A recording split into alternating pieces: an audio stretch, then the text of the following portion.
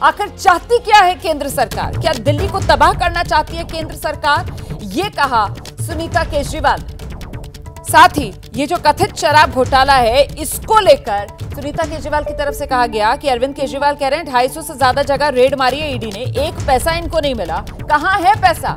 इसको लेकर केजरीवाल खुद 28 मार्च को खुलासा करेंगे, सबूत देंगे अदालत के सामने। और अपनी बात का अंत सुनीता केजरीवाल ने कहते हुए किया कि अरविंद केजरीवाल ने संदेश दिया दिल्ली के लोगों को कि शरीर भले ही उनका इस वक्त सलाखों के पीछे ईडी की कस्टडी में है, लेकिन आत्मा उनकी दिल्ली वालों के बीच है। दिल्ली के लिए वो चिंतित हैं। अरविंद केजरीवाल का ये संदेश जो पत्नी सुनीता केजरीवाल ने देश के सामने रखा है।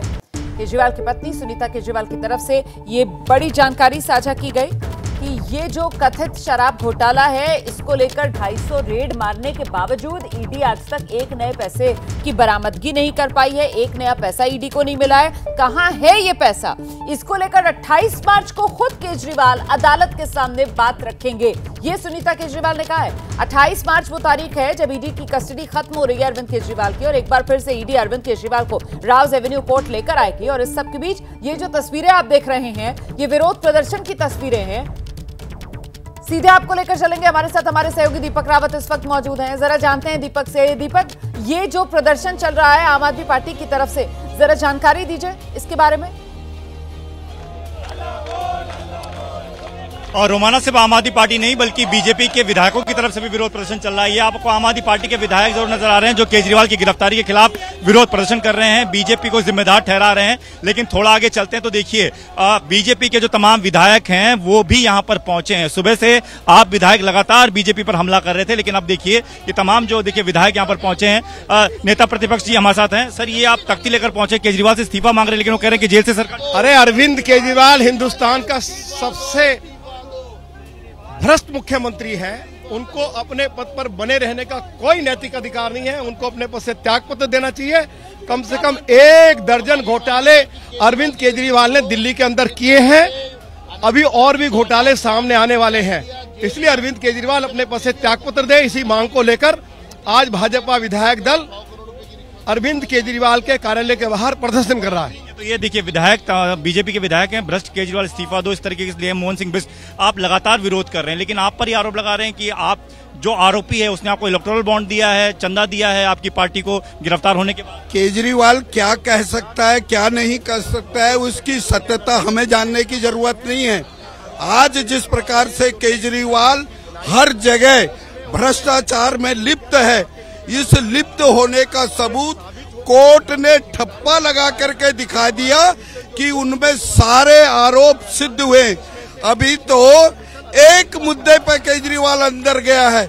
यदि हम बारीवार सारे मुद्दों को लेकर लें तो निश्चित रूप से दिल्ली के लोगों के पांव से जमीन खिसक जाएगी, ऐसा मेरे मानना है। ठीक है दीपक, मैं लौटूंगी आपके पास। इस बीच एक और बड़ी खबर दर्शकों को बता देते हैं। अरविंद केजरीवाल की मुश्किलें और बढ़ने वाली हैं। केजरीवाल पर ईडी के बाद अब सीबीआई जो है वो शिकंजा कसने वाली है। जो जानकारी मिल रही है उसके मुताबिक अब सीबीआई अरविंद केजरीवाल की रिमांड मांग सकती है। सूत्र ये बड़ी जानकारी दे रहे हैं कि ईडी के बाद सीबीआई भी अरविंद केजरीवाल की रिमांड मांगेगी। सीधे आपको लेकर चलेंगे, हमारे साथ हमारे सहयोगी मनोज वर्मा इस वक्त मौजूद है। मनोज, शिकंजा कसता हुआ अरविंद केजरीवाल के ऊपर एक एजेंसी के बाद अब दूसरी एजेंसी तैयार है रिमांड पर लेने के लिए अरविंद केजरीवाल को।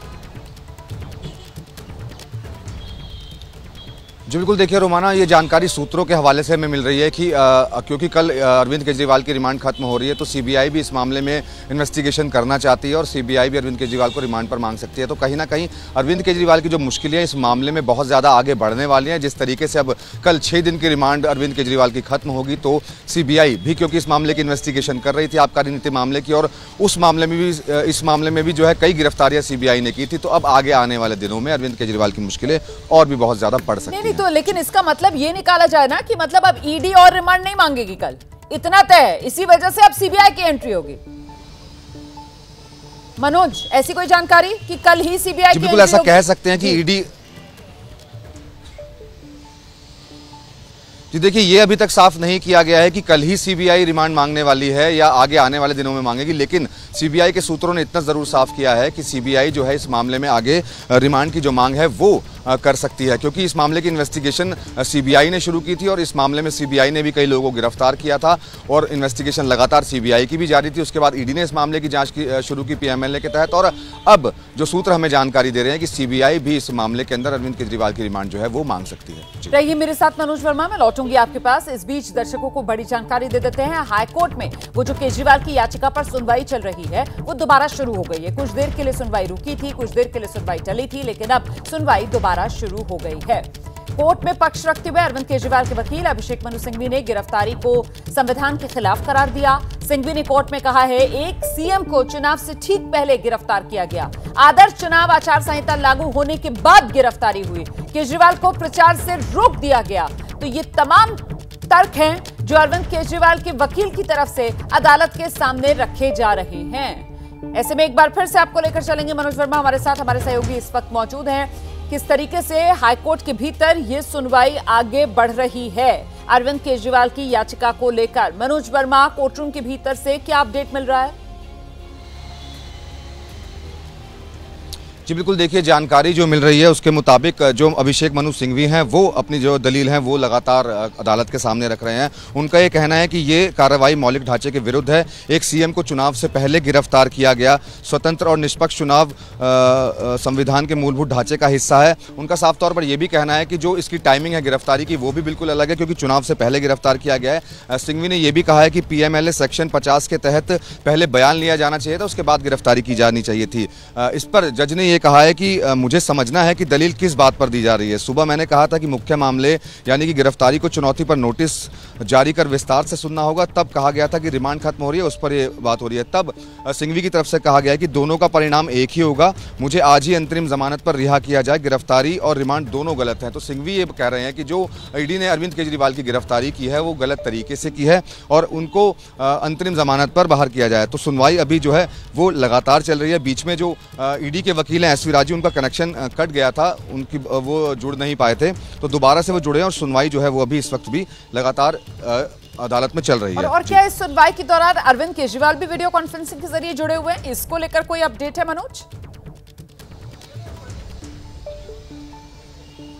जी नहीं, देखिए अरविंद केजरीवाल बिल्कुल नहीं जुड़े हुए हैं, क्योंकि वो ईडी की हिरासत में हैं, वो रिमांड पर हैं। तो वो ईडी जो मुख्यालय है वहाँ ईडी मुख्यालय के अंदर है। सिर्फ अरविंद केजरीवाल के वकील जो हैं वो वीडियो कॉन्फ्रेंसिंग के जरिए जुड़े हुए हैं। इसके अलावा ईडी के वकील वीडियो कॉन्फ्रेंसिंग के जरिए जुड़े हुए हैं और जो जज हैं वो भी वीडियो कॉन्फ्रेंसिंग के जरिए ही जुड़ी हुई हैं। अदालत के अंदर इस वक्त मीडिया कर्मी मौजूद हैं और जूनियर वकील हैं वो इस वक्त मौजूद हैं।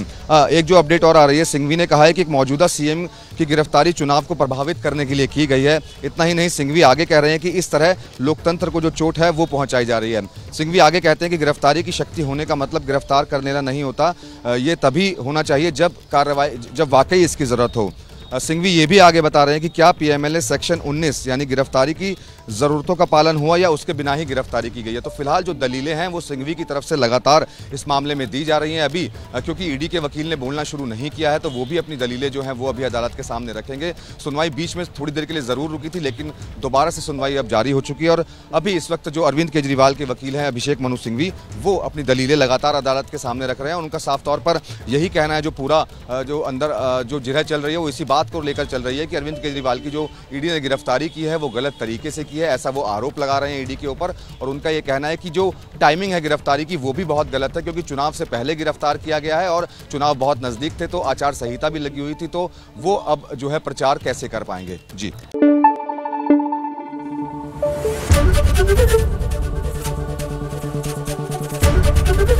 एबीपी न्यूज आपको रखे आगे।